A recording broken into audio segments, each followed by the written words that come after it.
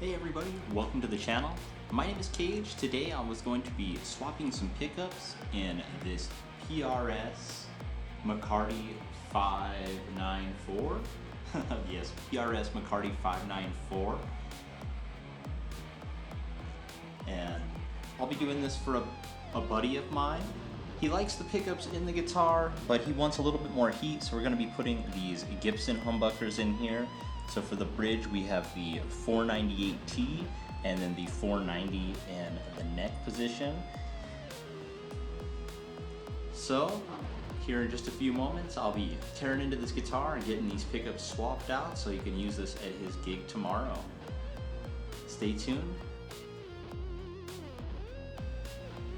Here's a quick demo of the stock pickups. This will be the bridge humbucker.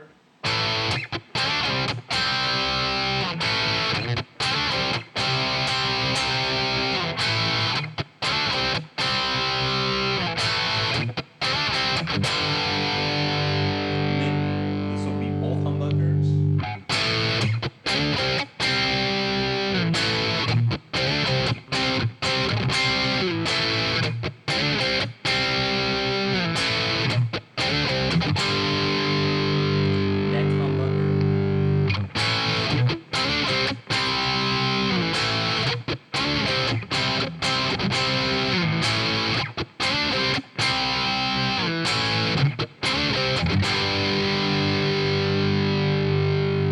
Now this guitar also has coil splits, so this will be the neck split. We've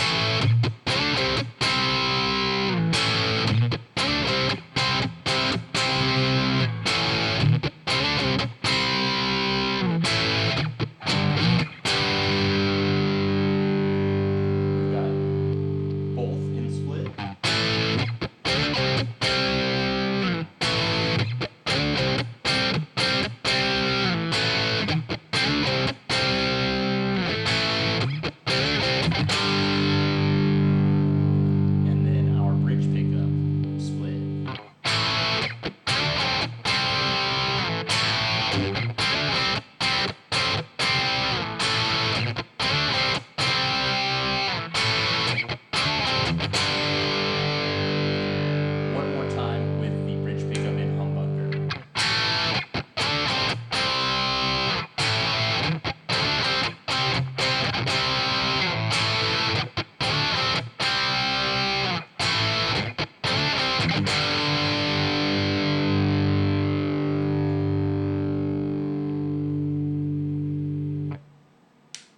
So overall, these are very nice, articulate sounding pickup. I think that the splits are very usable, and it's got a really nice classic tonality to it. But I do see exactly what he means by wanting more output out of these pickups, because this setting is designed for my preferred DiMarzio pickups, which are about the 12 to 14K area, and I think that this definitely feels like I've taken about half of the gain out of the setting. So we'll get these pickups swapped out and see what it sounds like with the Gibsons inside. So the first step to any pickup swap is going to be, of course, removing the original strings.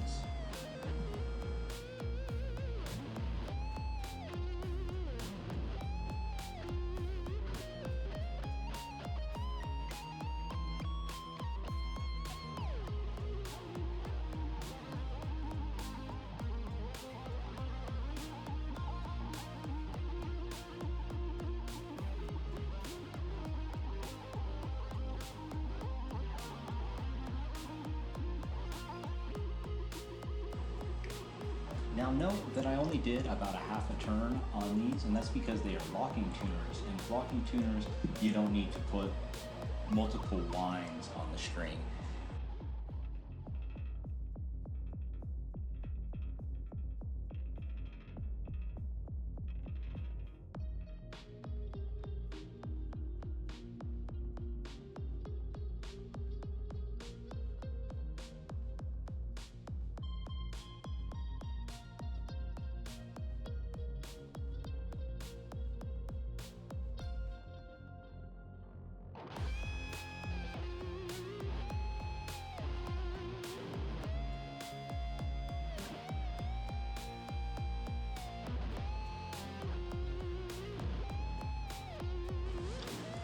strings are off, we'll probably just go ahead and time lapse the next steps, because I'm just going to go ahead and give this a little bit of cleaning to make sure it's ready for receiving the pickups.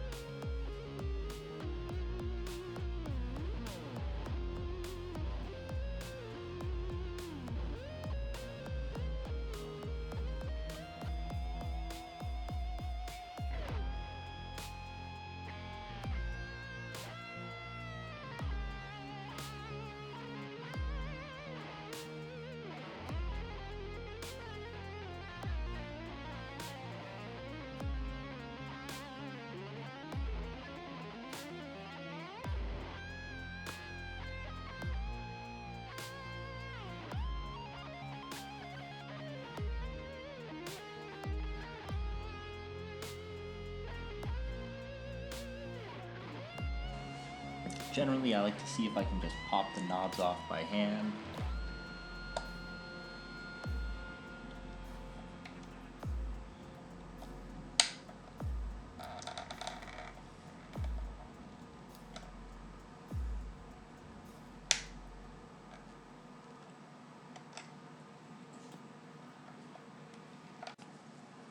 One of these spanner wrenches is definitely very, very useful.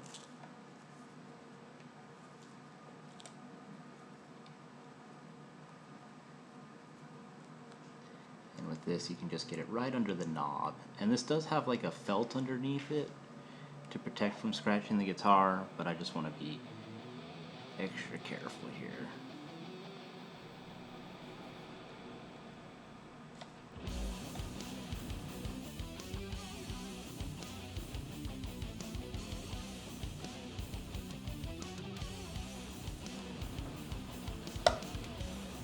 Just like that, we got them off.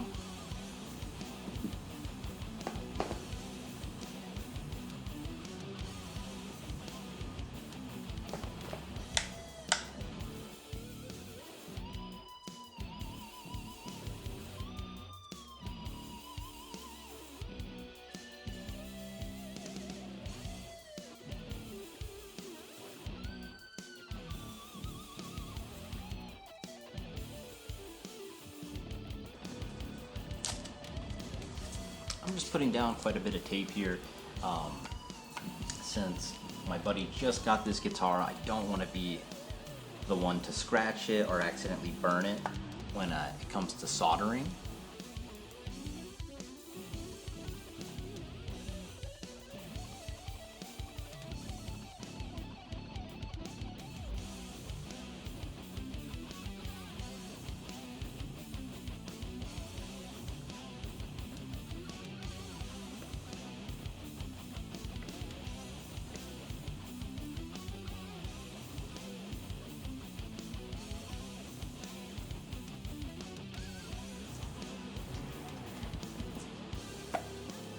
Little pro tip there: if you're having trouble getting your back cover off, take some tape on the back like that rather than trying to pry it up from the edges. Sometimes you do have to pry it up, but most of the time that'll work as a good suction cup. Alright, so I'm going to go ahead and get my soldering iron warmed up and drop a little diagram here to make sure I don't mess anything up, and we'll be back for taking the pickups out and getting the new ones. The first thing I'm going to do is actually remove the nuts for these pots here.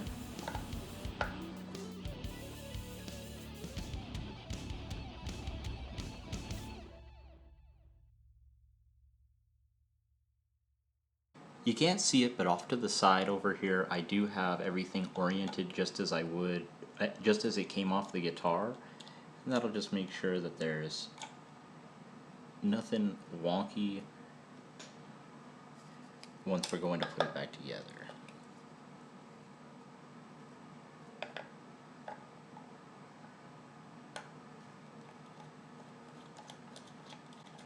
Now the reason I'm removing the nuts and washers from the pots here is just so that I have easy access to them while I'm working on the guitar.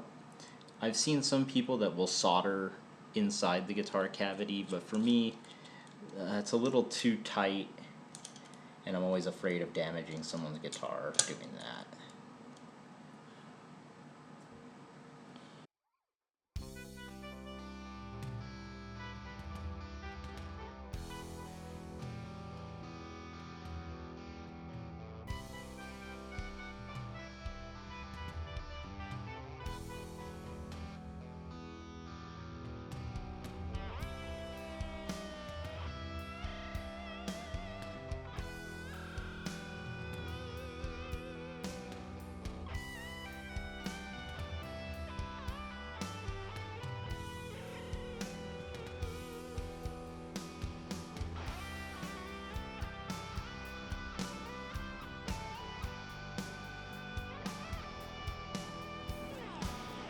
Now we've got our bridge pickup free, so we're going to go ahead and remove that and get to our neck pickup.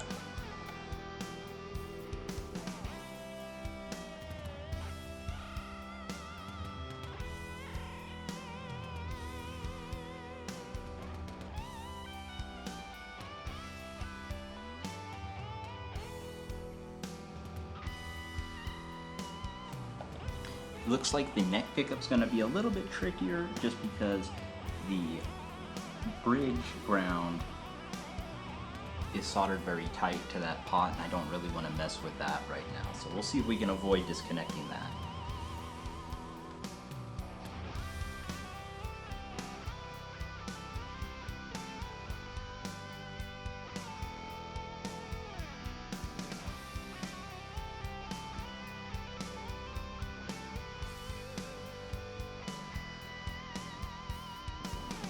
So for instances like this, a chopstick is a very good thing to have.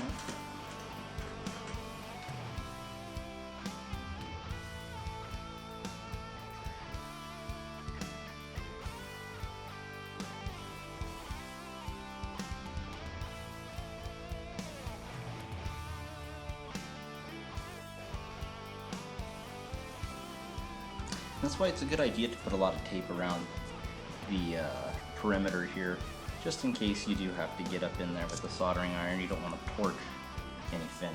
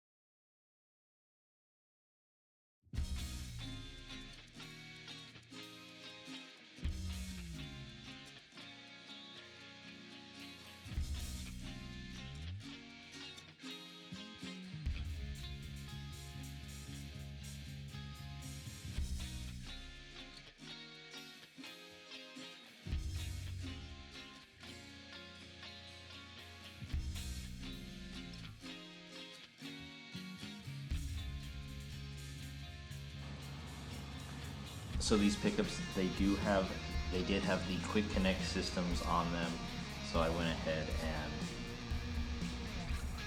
cut those off so I could get the pickups through the control cavity.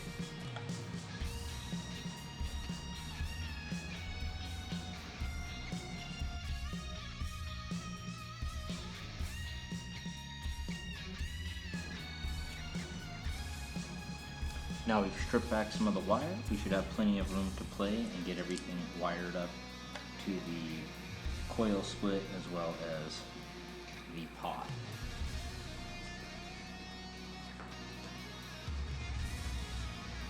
Now hopefully I have this right. It looks like we should have the black and bare going to the ground and the white and green for the coil tap. When I trim these pickup leads for actually connecting them to the potentiometers or switch, I try to trim them pretty short, so this is probably about 2 millimeters.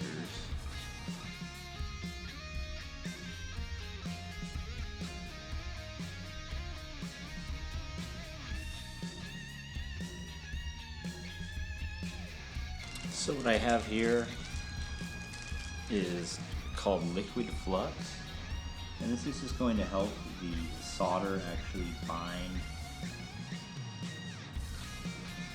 to the metal a little bit easier. So you can get that liquid flux at, I believe, at Home Depot or any like electronics repair store.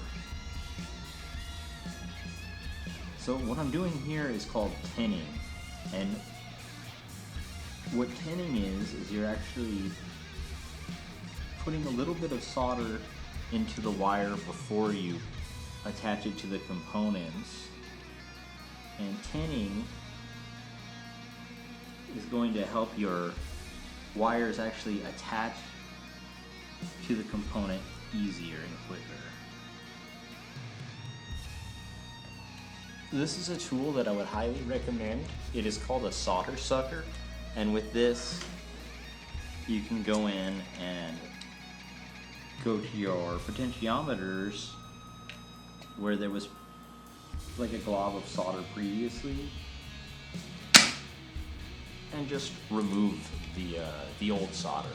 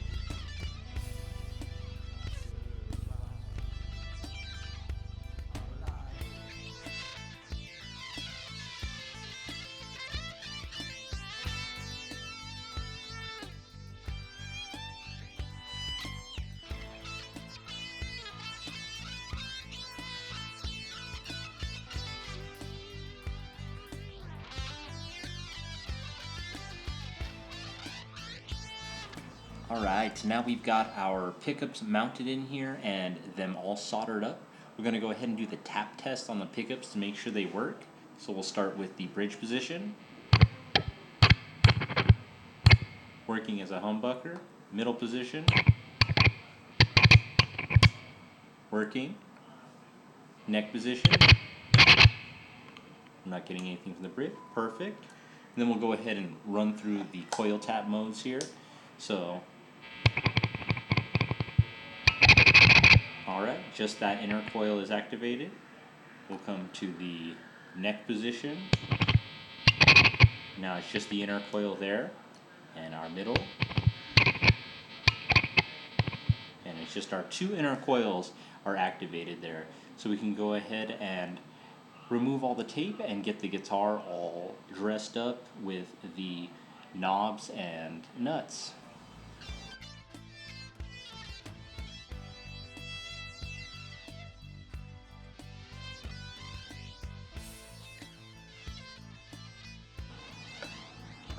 Now a tool like this Music Nomad here that's made out of like plastic or nylon is a really great one to get for not scratching up guitars. You know, I've definitely been the person who would use like a socket wrench on these on my guitars in the past, and I've scarred pick guards as well as guitar bodies. So something like this is definitely worth investing in, or like some sort of soft socket.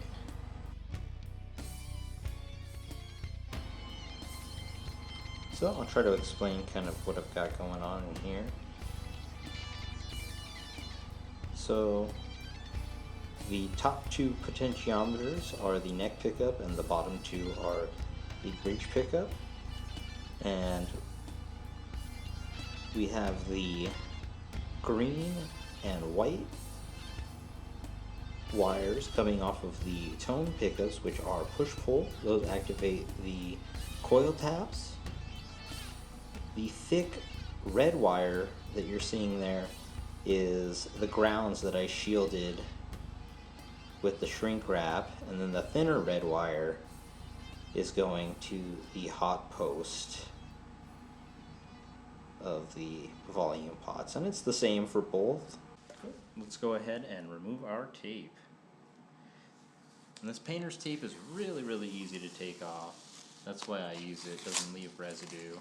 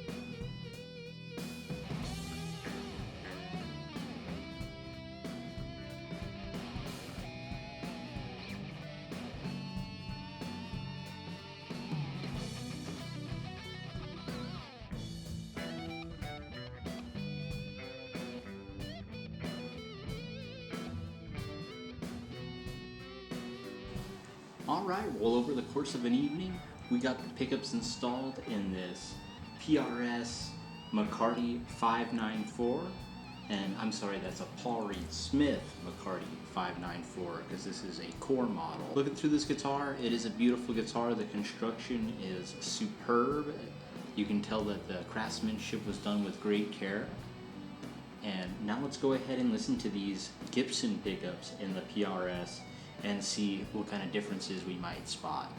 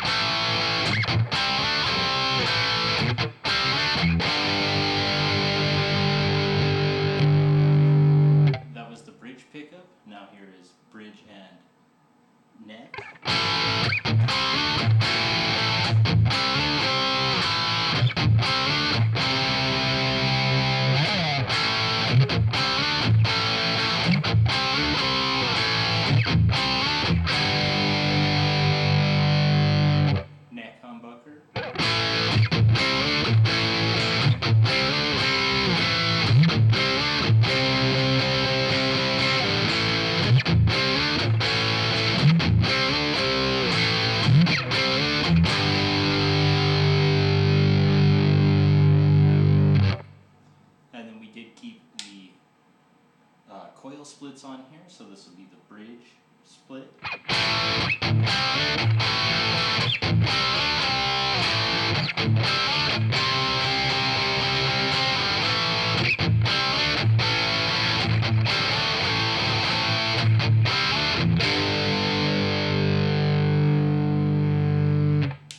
This will be the bridge and neck both split.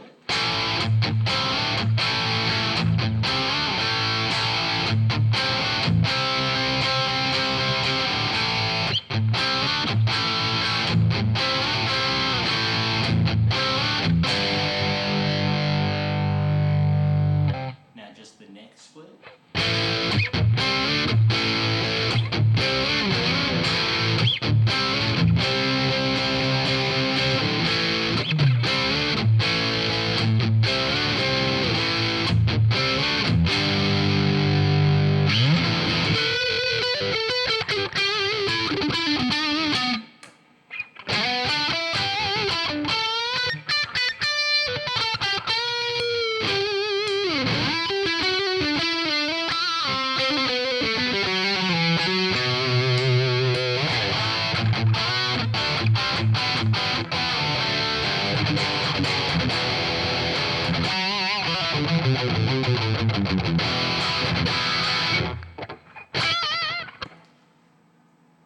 Awesome. Well, I think that there is definitely a distinct difference. I think these feel like they have about double the power as the stock pickups. I personally think that the black bobbin showing looks really cool on this guitar too with the gold top. So we'll go ahead and get this back in the case and back to my buddy so he can enjoy it for his gig tomorrow. Thanks for watching. We'll see you guys next time.